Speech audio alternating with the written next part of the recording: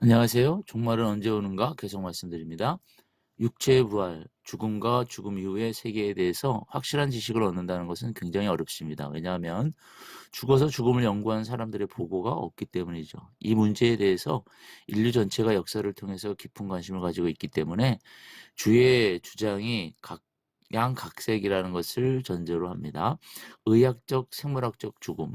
의학적, 생물학적으로는 폐와 심장과 뇌의 기능이 정지된 상태를 죽음이라고 표현합니다. 그러나 사망의 진단을 받은 사람이 며칠 후에 회생하여 소동을 벌이는 경우도 있습니다. 삶과 죽음의 한계를 판정한다는 것이 지극히 어렵죠. 철학적인 의미의 죽음도 있습니다. 철학자들은 죽음의 문제를 회피하려고 했거나 존재의 끝맺음으로 이해하고자 했습니다. 그러나 플라톤만은 영혼 불멸설을 확실하게 주장하면서 죽음은 영혼이 육체를 벗어나 영원한 이데아의 세계로 가는 것이라고 했습니다. 그러면 기독교적 의미의 죽음과 부활과 심판과 영생은 무엇일까요? 그 견해는 이것입니다. 첫 번째, 죽음의 원인은 일반적으로 죄 때문이라고 합니다. 그러나 인간이 죄를 범하지 않았다면 억만 년이라도 죽지 않는다는 말이 아닙니다. 만약에 그렇다면 인간을 피조물이라 할 수 있겠습니까? 그리고 이 세상은 어떻게 되었을까요? 인간은 처음부터 나무나 풀이나 꽃과 같이 수명이 정해진 피조물입니다. 여기에서 죽음의 의미를 정립할 필요를 느끼게 되는 거죠. 두 번째, 죽음의 의미는 존재의 패멸이나 소멸이 아닙니다. 일종의 분리현상이요 단절 현상이라고 보는 것이 좋을 것입니다. 죽음은 죽어서 망하여 없어지는 것이 아니라 한 인격자로서의 활동 정지의 상태인 것이죠. 세 번째로 사람들에게는 영혼과 육체가 있다고 하는데 이것은 하나인가 둘인가? 히브리인들은 원칙적으로 영혼과 육체를 나누지 않습니다. 그러나 헬라의 플라톤 철학이 기독교와 만나서 신약 성경에서는 영혼과 육체로 구별하는 경향이 많아진 것이 사실입니다. 그래서 현대 성서학자들이나 조직신학자들이 소거화된 신학을 탈피하고 히브리적 사상을 직접 연구함으로써 성서적인 인간예를 전인적으로 하고 있습니다.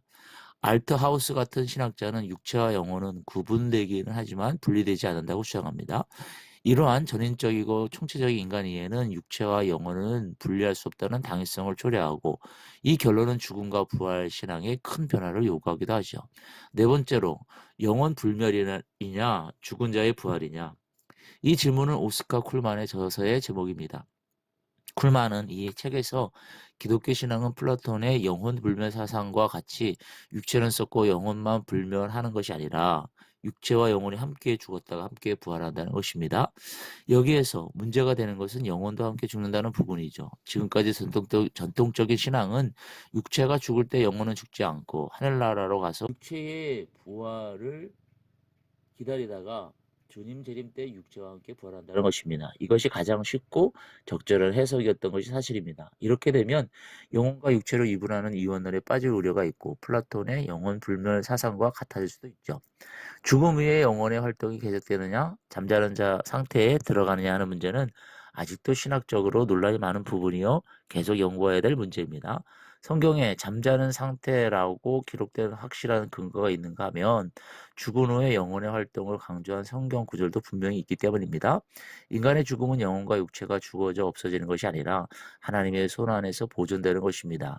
그리스도께서 그의 영혼을 하나님의 손에 부탁하는 것과 같습니다. 그러한 의미에서 영혼 불멸을 이해해야 합니다.